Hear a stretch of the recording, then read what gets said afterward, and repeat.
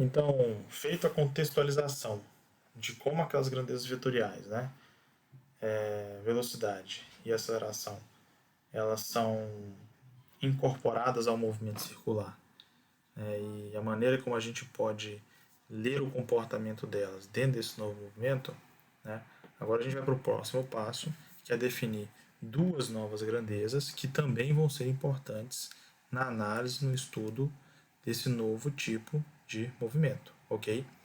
A primeira é a que a gente chama de frequência, né?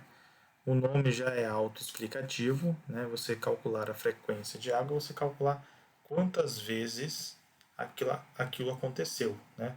Sendo mais específico aqui, é quantas vezes por unidade de tempo aquilo aconteceu.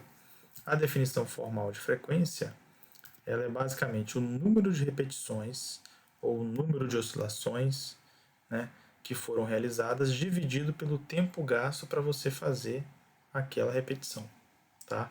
Então, uma situação.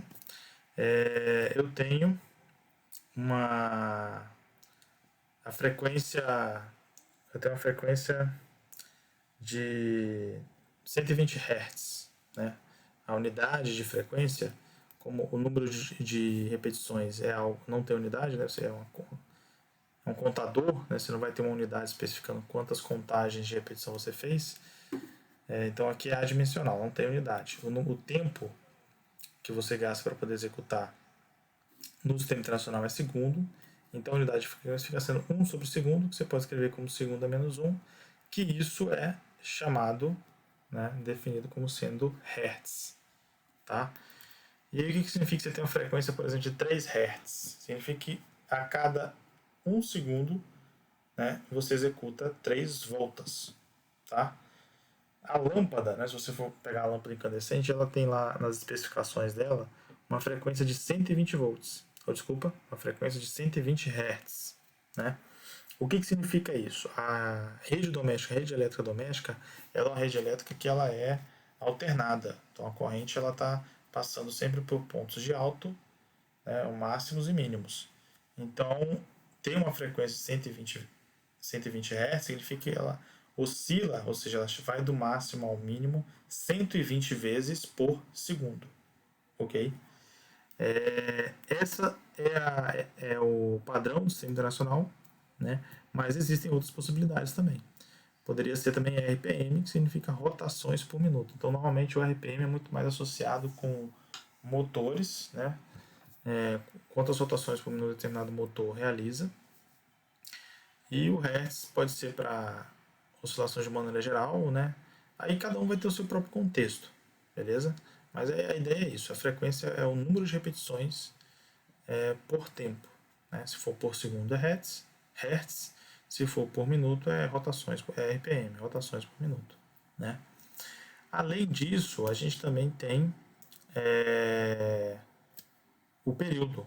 Então, o que é o período? O período é a unidade de tempo que vai medir quanto tempo demora para ocorrer aquela repetição.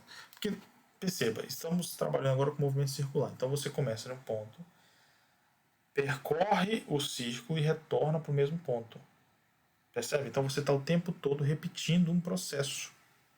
Né? E nesse sentido que você está repetindo esse processo, você precisa definir essas duas grandezas. A frequência e o período, elas vão ser úteis para você entender o quão rápido se dá essas repetições e quanto tempo demora, por exemplo, para ocorrer uma repetição. É isso que é o período. Então o período é o tempo para você completar uma volta, uma repetição. Por exemplo, né? Período de rotação da Terra. A Terra demora 24 horas para conseguir dar uma volta em torno do seu próprio eixo. Né? Período de translação da Terra. A Terra demora 1 ano para dar uma volta em torno do Sol. Né? Então, o período é isso, é a medida do tempo para você completar uma oscilação, uma repetição, uma volta. Né?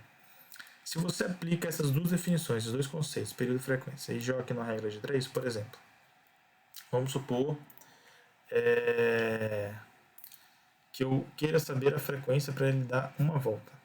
Né? Então, o número de voltas aqui vai ser 1. O intervalo de tempo que ele demora para fazer isso a gente chama de T. Então, a gente daqui verifica o seguinte, que a frequência e o período eles são inversamente proporcionais. Então, se você tem um período grande, você vai ter uma frequência pequena. Né? E é até intuitivo se pensar, porque se você tem uma frequência alta, significa o quê? Que você dá muitas voltas por segundo. Então, se você dá muitas voltas por segundo, então significa que você demora um tempo curto, um período pequeno, para dar uma volta. Ok? Então, esses são dois pontos, né, duas grandezas, que elas cabem dentro desse contexto de movimento circular ou dentro de qualquer outro contexto que envolve oscilações, que envolve repetições. Tá? E eles vão ser importantes nesse tópico, nesse novo tipo de movimento.